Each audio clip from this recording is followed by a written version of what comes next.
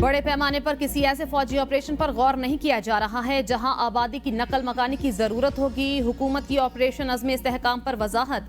एलामिये में कहा, मुल्क के पायदार अमनो इस्तेहकाम के लिए ऐलान करदा ऑपरेशन अज़्म इस्तेहकाम को गलत समझा जा रहा है। कहा, अज़्म इस्तेहकाम पाकिस्तान में पायदार अमनो इस्तेहकाम के लिए एक कसीर जहती मुख्तलिफ सिक्योरिटी इदारों के ताउन और पूरे रियासती निज़ाम का मजमूई कौमी विजन है। इसका मकसद नजरसानी शुदा कौमी एक्शन प्लान के जारी निफाज में एक नई रूह और जज्बा पैदा करना है।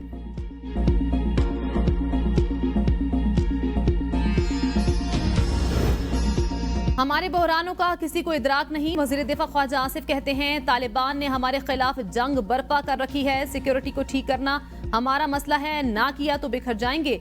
दहशतगर्द चाहते हैं पाकिस्तान के अमन को तबाह बर्बाद करें। दहशतगर्द गिरजाघरों, मंदिरों और मसाजिद को निशाना बनाते हैं। चीन को यहाँ सरमायाकारी करने से रोकने के लिए बैनुल अक़वामी साजिश बनाई गई।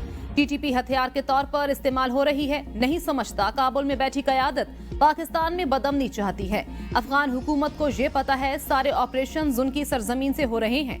हमारी भी कोताही है, वहाँ से लाकर लोग जहाँ बिठा दिए। पाकिस्तान में अमन नहीं होगा तो दहशतगर्द तंजीमें मजबूत होंगी। दहशतगर्दी के खिलाफ जंग में हमें इकट्ठा होना पड़ेगा।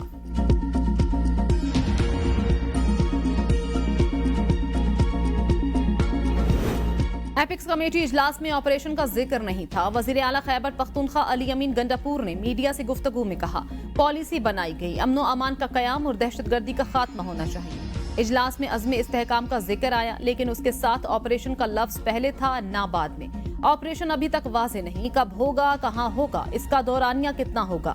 ISPR की पॉलिसी के बाद बात करूंगा ऑपरेशन होगा या नहीं। आर्मी चीफ और DGISI से मुलाकात करना चाहता हूं। मेरी जो भी मुलाकात हुई वो एक प्रोग्राम में हुई। पार्लिमान, स्टेक होल्डर्स और आवाम को एतमाद में लेना जरूरी। पानी PTI से ऑपरेशन पर मुशावरत की। हमारी पॉलिसी वाज़ेह है, पहले आवाम को एतमाद में लिया जाए। आवाम के बगैर दहशतगर्दी का मुकाबला नहीं कर सकते। उन्हें आवाम की परवाह नहीं, अमन के लिए हर हद तक जाने को तैयार है।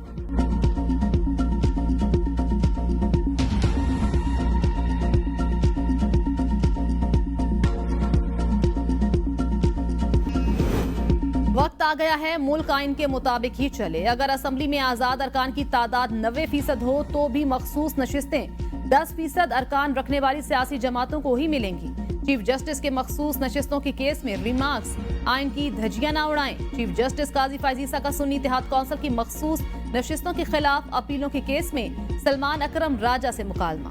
रिमार्क्स में कहा, आप मुतासरा जमात नहीं, 86 लोगों की बात ना करें। आप एक दरखास्त गुजार हैं, 86 नहीं। PTI ने दूसरी जमात में शामिल होकर खुदकुशी क्यों की?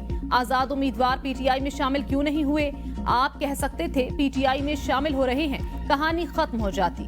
मेरे हिसाब से आपका केस अच्छा होता। जस्टिस मियां मोहम्मद अली मजहर ने कहा, अगर ऐसा है तो फिर वो उम्मीदवार PTI में ही रहते और मखसूस नशिस्तें मांगते। जस्टिस आयशा मलिक ने कहा, देखना होगा आजाद उम्मीदवारों का किस जमात से मुंसलिक होना जरूरी है या नहीं। जस्टिस यहजा आफरीदी ने कहा, लोगों ने वोट PTI को दिया था, क्या वोटर्स को पता था आप सुन्नी इत्तेहाद कौंसिल में जाएंगे?